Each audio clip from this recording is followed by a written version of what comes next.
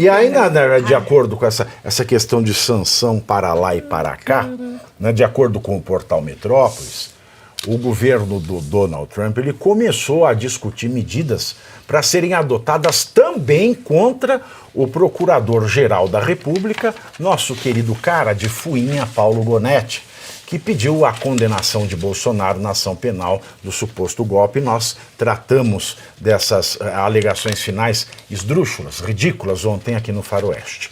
Um dos temas em análise pela Casa Branca é a possibilidade de aplicar sanções a Gonetti, nos mesmos moldes das estudadas contra o nosso ditador, nosso líder, nosso Gengis Khan, nosso tudo. Ele estou sem paciência, Alexandre de Moraes.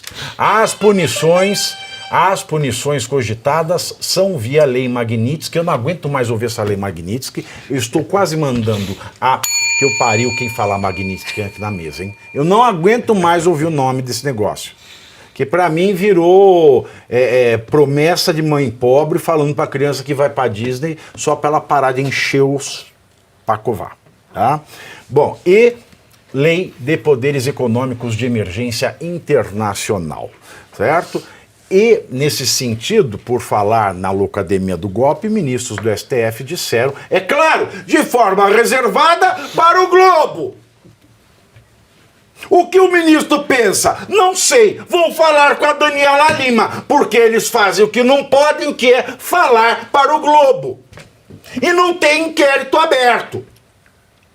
Porque a vaza-toga, o careca, e o Alexandre tem tanta vergonha na cara quanto cabelo na cabeça. Ele mandou abrir inquérito. Ai, não pode vazar mensagem de WhatsApp. De ministro, de quem trabalha comigo. Agora, juiz que é proibido por lei de falar fora dos autos, vai falar com a imprensa. Ah, mas não sabe quem foi, Pavina. Tem o sigilo da fonte. Ah, é? Tem. Mas tem só 11 ministros no STF. É fácil de achar quem descumpriu a lei dos 11. Abre o inquérito. Mas ele só é macho com 38 na mão, com o monopólio da violência do Estado na mão. Você com o revólver na mão é um bicho feroz.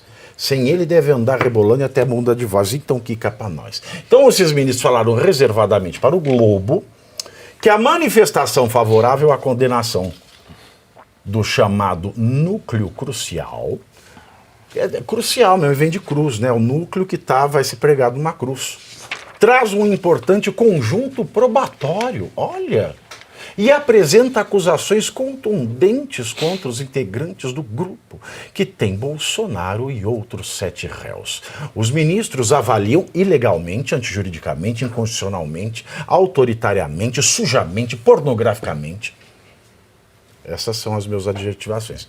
Que o conteúdo da PGR é coerente com tudo que foi descoberto ao longo da investigação. Bom, mas ninguém fala. O conteúdo... Pode ser o melhor conteúdo do mundo. Vamos supor aqui que o Paulo Gonetti fez a melhor peça da vida dele, provou detalhe por detalhe. Mas ele perdeu o prazo para apresentar a denúncia. E se perdeu o prazo, acabou, meu filho. E mesmo que tivesse feito dentro do prazo, ele o fez com base em um relatório nulo, que não seguiu a cadeia de custódia. Se é nula a investigação, nula é a denúncia. E nulo o processo. Mas mesmo que tivesse seguido a cadeia de custódia da Polícia Federal, o inquérito devia estar fechado, porque o Aras pediu fechamento, só não podia ser fechado se o Alexandre tivesse levado para o plenário e eles decidissem continuar. Então está tudo errado. Então, você veja, eles ficam comentando a centimetragem que falta entrar. Não vamos deixar entrar, porque a cabeça já foi faz tempo e não quer sair de lá. É isso aí, Ana Paula. Pavinato, é muito preocupante a situação em que nós estamos. Com esse tarifaço, que pegou todo mundo de surpresa, porque a gente vinha acompanhando os desdobramentos, tanto da atuação do Eduardo Bolsonaro lá fora, quanto o presidente Lula escalando cada vez mais na sua aproximação com o eixo do mal, né, o eixo do terror, e aí na reunião dos BRICS, falando da desdolarização da economia, tudo isso que a gente já vinha acompanhando. mas a gente esperava a tal sanção da lei que você não quer mais ouvir o nome, a gente esperava outras atuações do governo americano antes de uma sanção tarifária ao país.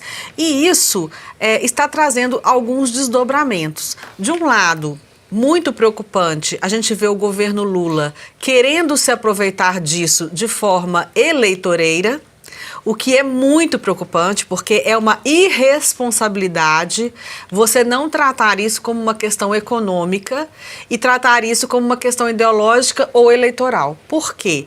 Porque nós não temos tamanho suficiente para essa briga.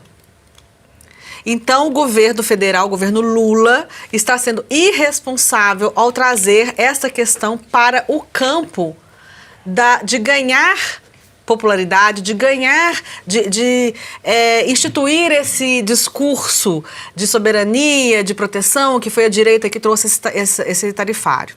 É uma irresponsabilidade. De outro lado, nós temos alguns setores da direita também surpresos, tanto quanto eu fiquei surpresa, com esse tarifaço. E, sem querer entrar no mérito ou tomar partido, eu vejo assim, Eduardo Bolsonaro fazendo um trabalho impecável nos Estados Unidos, mostrando que nós não temos mais devido processo legal, que nós estamos sendo vitimados por um tribunal que está passando por cima dos direitos e liberdades individuais dos brasileiros e até de norte-americanos.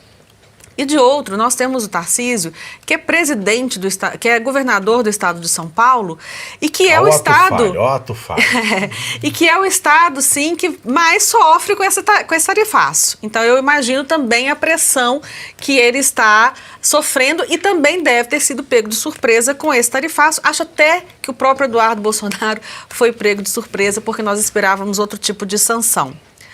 E temos no terceiro ponto o Trump, que parece que só começou.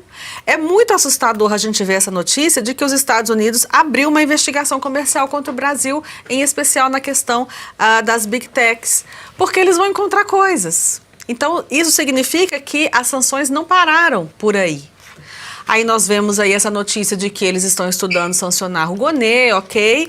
Mas agora a gente já chegou num outro momento. Então é muito importante que o Brasil, o governo federal, tenha responsabilidade para negociar. Nós precisamos, nesse momento, e que infelizmente eu não acredito que teremos, acho que vamos mais pela linha aqui que o Bellucci falou, deles vão aproveitar a questão do palco que eles ganharam, e aí depois, quando a coisa estiver ruim, vão ver que também estão dando um tiro no pé, porque se realmente a economia for por água abaixo por causa dessas sanções, nós estaremos perdidos. Mas os Estados Unidos ainda não acabaram, porque abrir a investigação contra o Brasil não é atitude de quem parou por aí.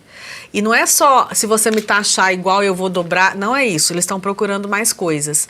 Então é muito preocupante e infelizmente a notícia realmente não é boa. Eu gosto sempre de trazer esperança, que nós vamos sair dessa e tal, mas eu não acredito que o governo federal vai ter a hombridade e a ética necessários para lidar com isso da forma como deveria e buscar solução para o povo brasileiro, que é o que mais importa nesse momento. Por que, Parijane, não é achar, já existe.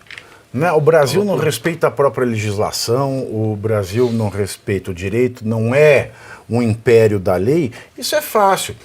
Eu acho o seguinte, esse pessoal, né, muito bem sustentado pela SECOM, que é a Ministério da Propaganda do Lula, eles apostam no fato de que quase 80% do Brasil é composto de analfabeto, mais analfabeto funcional. O analfabeto não sabe ler e escrever. E o analfabeto funcional tem os níveis, né? Tem o nível 1, que é aquele que sabe ler e escrever o nome, e também tem aquele que sabe ler e escrever, mas não consegue compreender aquilo que acabou de ler. Então nós temos uma percentagem de quase 80%, gira em torno de 75% o analfabetismo funcional no Brasil. Esse segundo grupo é pior do que o primeiro, tá? Exato. Porque o primeiro sabe que ele é analfabeto. Isso. E o segundo acha que não é. Exato. E eu falo para você, se você pega o texto da legislação, Basta você ler para ver que não é verdade o que a mídia diz.